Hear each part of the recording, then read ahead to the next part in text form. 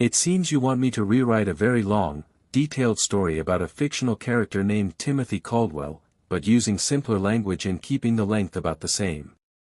The original text is already quite long and has a narrative structure with a lot of detail, dialogue, and specific events.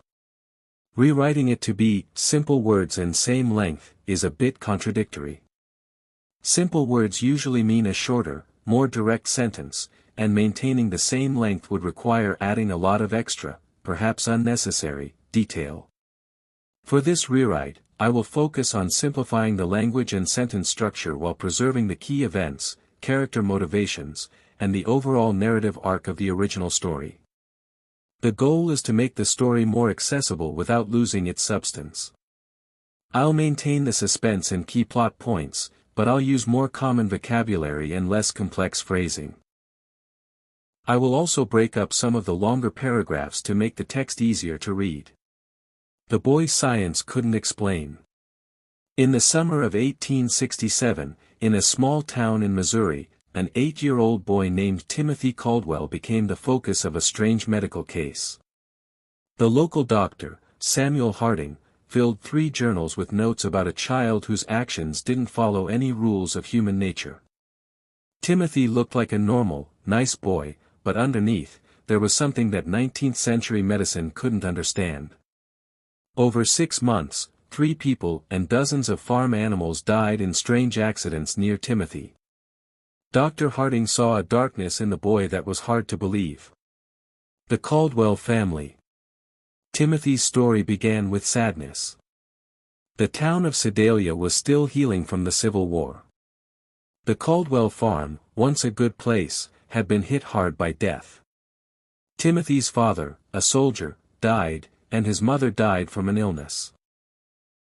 At 8 years old, Timothy was sent to live with his uncle and aunt, Thomas and Sarah Caldwell, who were also struggling.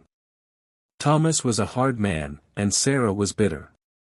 Neither was good at raising a child. When Timothy arrived, he was small with pale skin and very old-looking eyes. He didn't talk much about his past.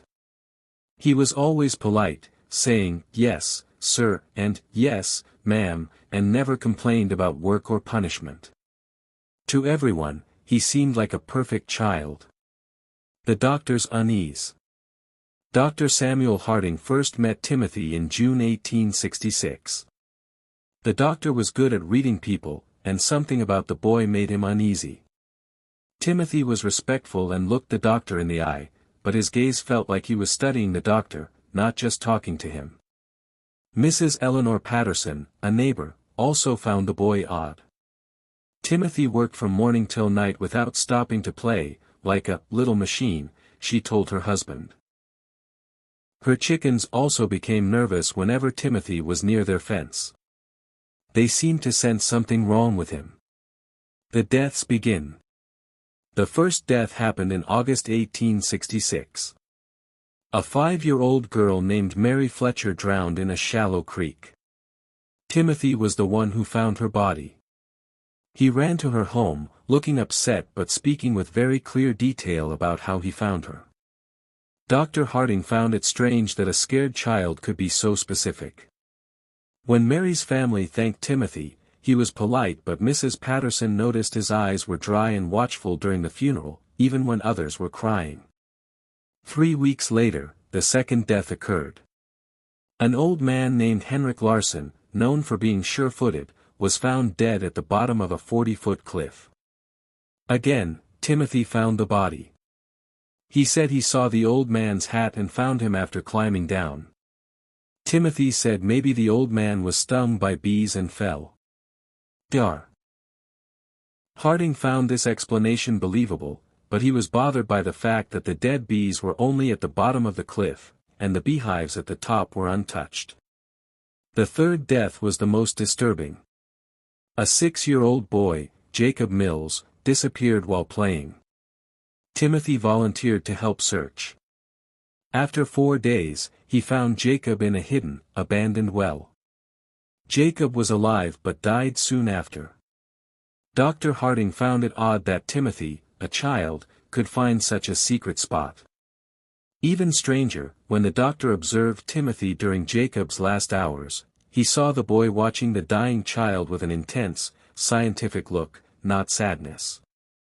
After Jacob died, Timothy's face showed something Dr. Harding could only describe as satisfaction. A growing suspicion. Dr. Harding started to investigate Timothy more closely. He noticed that animals on nearby farms were dying in unusual ways, not from predators, but from strange, precise injuries. Chickens had their necks broken cleanly. Horses and calves had accidents that seemed too well planned to be random. All these farms were near the Caldwell property, and Timothy had often been seen nearby. During his medical visits to the Caldwell house, Dr. Harding saw how interested Timothy was in anatomy and death. The boy asked about how long it took people to die and how they reacted to injuries. His questions were not like a child's curiosity, but like a doctor's. When Dr. Harding talked about treating wounded soldiers, Timothy asked if they screamed when their limbs were cut off, and his eyes had a cold, focused look. The horrific discovery. By November 1866, Dr. Harding had filled 2 journals with notes about Timothy. He believed the boy was a dangerous killer, but he had no proof. The chance to get proof came when Thomas Caldwell hurt his back. This gave Dr. Harding an excuse to visit the farm every day and talk to Timothy alone. During their talks, Timothy mentioned a cave. When the doctor went to the cave, he found a collection of animal bones, strange tools, and disturbing drawings. The drawings, done with surprising skill, showed mutilated animals with notes about how they died. Even worse, there were newer drawings of humans, Mary Fletcher, Henrik Larsen, and Jacob Mills, with notes about how they had been killed. Timothy had not just been present at the deaths, he had caused them and then studied them. The confrontation. Dr. Harding knew he couldn't go to the authorities. No one would believe that an 8-year-old was a calculating murderer. So, he decided to confront Timothy himself. Timothy's reaction was calm and without fear. The boy simply smiled and said no one would believe Dr. Harding. Timothy also guessed that the doctor was too curious to expose him. Timothy admitted that he had been experimenting on animals since he was 5. He also confessed that the people who died were experiments, too, and he was planning a new one on someone who trusted him completely, his aunt and uncle.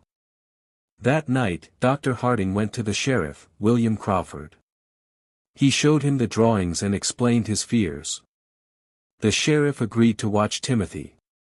The plan and the attack. The next morning, Dr. Harding went to the Caldwell farm with a plan. He brought a sleeping medicine to give to Thomas and Sarah. Sheriff Crawford and his deputies waited outside. When Dr. Harding arrived, the farm was eerily quiet. Timothy came to the door, his hands scrubbed clean, his eyes full of a strange excitement. Inside, Thomas and Sarah were asleep, but their breathing was shallow. Timothy had already given them some herbs to make them unconscious. Timothy then confessed his crimes to Dr. Harding. He said he held Mary Fletcher's head under the water. He said he threw a bag of bees at Henrik Larsen, making him fall off the cliff he had tampered with.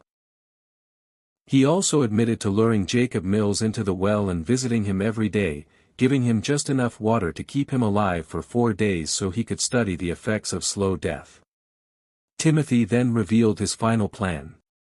He wanted to see what would happen if a person who knew they were going to die had to choose between saving themselves or the people they cared about.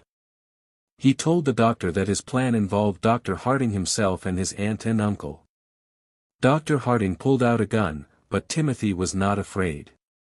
The boy calmly pointed out that there were 6 people to protect, and the gun only held 6 bullets. The doctor and Timothy fought. Timothy pulled out a knife and cut Dr. Harding. The sounds of the fight brought the sheriff and his men. They found Timothy still struggling with the doctor. The deputies quickly tied the boy up. "You can't prove anything," Timothy said, "no one will believe that a child did all those things." The sheriff replied, "Attempting to murder your family is enough to see you locked up." Timothy smiled, certain that he wouldn't be hanged because he was too young and too interesting. The fate of Timothy Caldwell. Timothy was wrong about being hanged, but right that no one would believe he was a murderer. The law had no way to deal with a violent child. After many discussions, a court decided to send him to the Missouri State Hospital for the insane. Dr. Harding went with him, wanting to study the boy. For 18 months, Timothy fooled the hospital staff. He pretended to feel remorse and showed what seemed like progress. But Dr. Harding saw that the boy was simply studying people's emotions and learning how to manipulate them better. A doctor at the hospital found Timothy's secret journal. On the surface, it looked like a child's writing, but it was a code.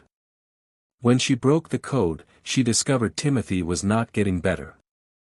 He was planning his escape and new experiments.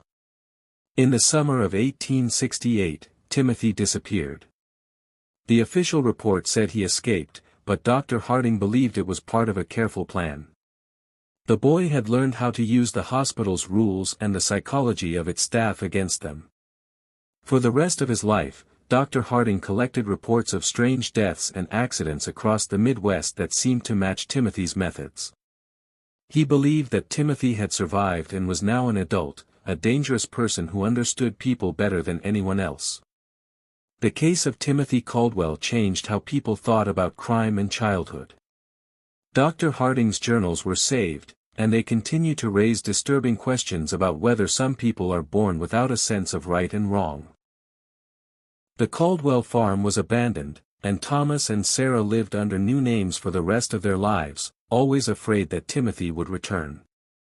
In his last journal entry, Dr. Harding wrote that Timothy was not just a one-of-a-kind monster, but a look into what humanity could become if it lost all moral and emotional limits. "Evil," he wrote, "can wear the face of innocence.